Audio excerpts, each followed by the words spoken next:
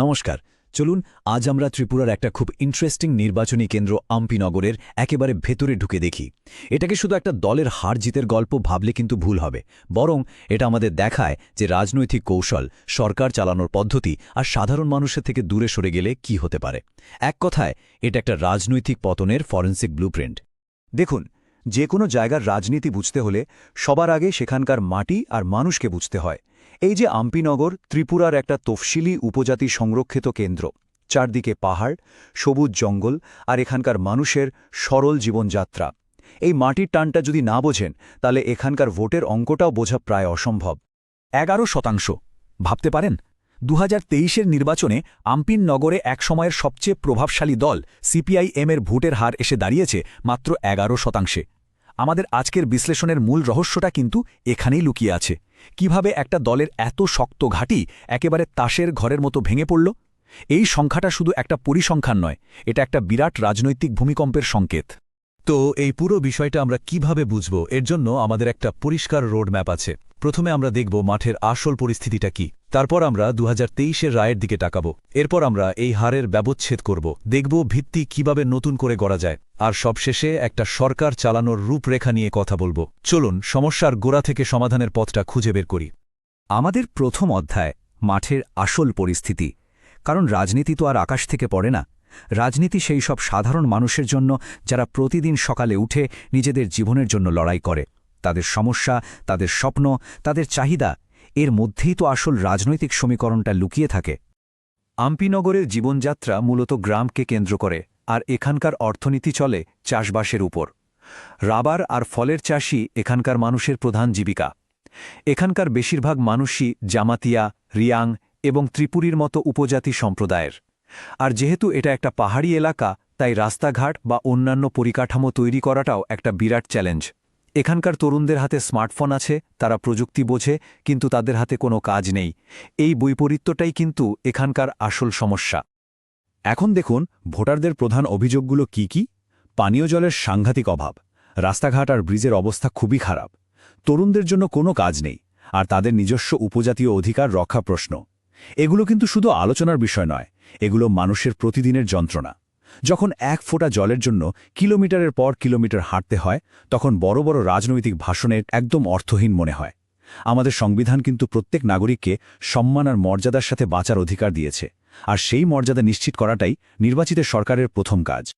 আচ্ছা, এবার আমরা দ্বিতীয় ধাপে কেন্দ্র করছি 2023-এর রায়। এই অংশে আমরা সেই চমকে দেওয়ার মতো নির্বাচনী সংখ্যাগুলো দেখব, যা একটা রাজনৈতিক ভূমিকম্পের চেয়ে কিছু কম ছিল না। মনে রাখবেন, সংখ্যা কখনো মিথ্যে বলে না, তারা শুধু আসল গল্পটা আমাদের সামনে তুলে ধরে। এই চার্টটা একবার দেখুন। ভোটের ভাগের পার্থক্যটা একেবারে পরিষ্কার। একদিকে যে দল জিতেছে সেই তিপ্রা মথা পেয়েছে প্রায় 57% ভোট, আর অন্যদিকে সিপিআইএম পেয়েছে মাত্র 11%।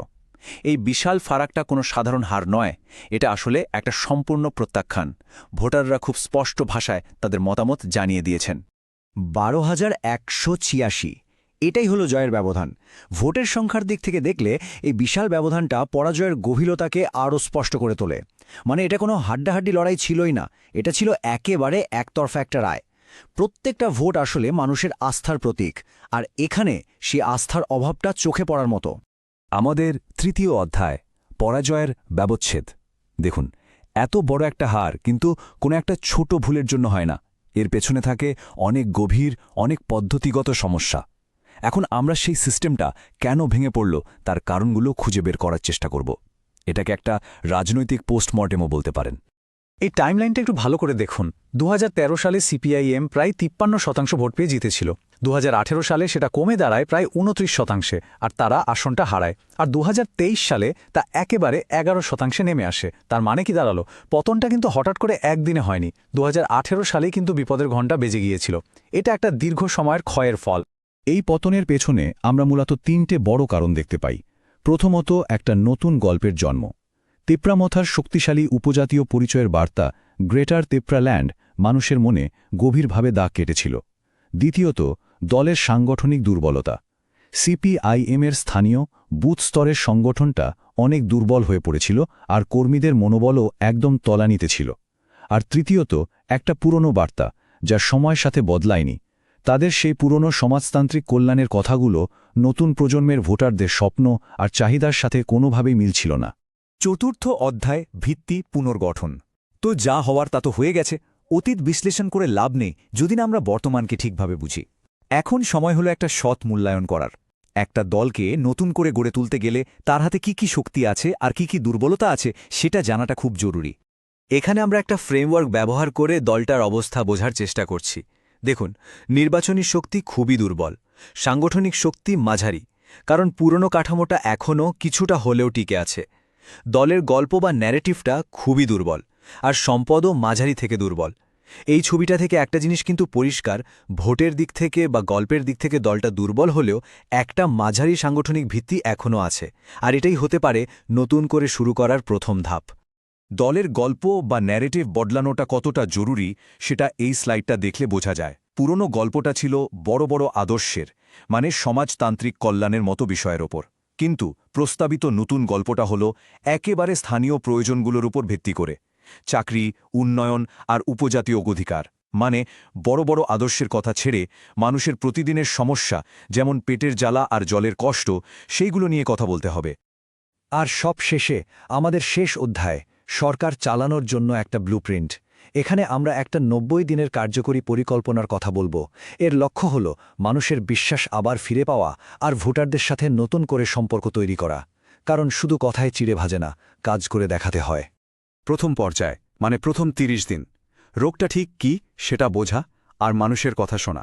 এর জন্য বুথ স্তরের ডেটা বিশ্লেষণ করে দেখতে হবে কোন এলাকাগুলো দুর্বল আর কোনগুলো শক্তিশালী। একটা বিকাশ যাত্রা শুরু করতে হবে, যেখানে গ্রামে গ্রামে গিয়ে মানুষের অভিযোগ শোনার জন্য ক্যাম্প করা হবে। আর মিথ্যে খবর বা অপপ্রচার আটকানোর জন্য ডিজিটাল ভলেন্টিয়ার গ্রুপ, মানে হোয়াটসঅ্যাপ পট তৈরি করতে হবে। আজকের রাজনীতিতে ডেটা আর মানুষের সাথে সরাসরি যোগাযোগ দুটোই সমানভাবে জরুরি। দ্বিতীয় পর্যায়, অর্থাৎ শেষ ৪৫ দিন, মানুষের কাছে পৌঁছানো এবং তাদের সংগঠিত করা। স্থানীয় ভাষায় স্থানীয় সমস্যা নিয়ে লিফলেট তৈরি করে বাড়ি বাড়ি প্রচার শুরু করতে হবে। খুব ছোট ছোট ভিডিও বানাতে হবে, যেখানে প্রার্থীকে মানুষের সমস্যা সমাধান করতে দেখা যাবে। আর সবশেষে ভোটের দিনের জন্য একেবারে কোমর বেঁধে প্রস্তুতি নিতে হবে, যাতে প্রত্যেকটা বুথে দলের প্রশিক্ষিত এজেন্ট থাকে।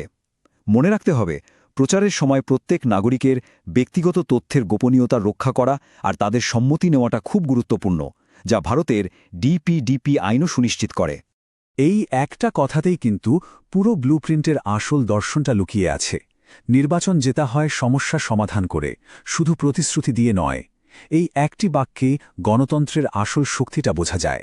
যে নেতা মানুষের কষ্ট বোঝেন আর তার সমাধান করেন, মানুষ তাকেই মনে রাখে। শেষে একটা প্রশ্ন রেখে যাচ্ছি। পরিচয়ভিত্তিক রাজনীতির এই যুগে স্থানীয় সমস্যা, উন্নয়ন আর সরকার চালানোর পদ্ধতির উপর ভিত্তি করে একটা কৌশল কি সত্যি আবার মানুষের আস্থা জিততে পারে? আম্পিননগরের ঘটনা আমাদের এই খুব জরুরি প্রশ্নটা নিয়ে নতুন করে ভাবতে বাধ্য করছে। এর উত্তরটা ভবিষ্যতের ভোটাররাই দেবেন। If you want to become a people-centric leader and uplift your constituency, get in touch with blueprintstrategies.ai at mgr@blueprintstrategies.ai or call 0100 420 41602. Purpose beyond politics.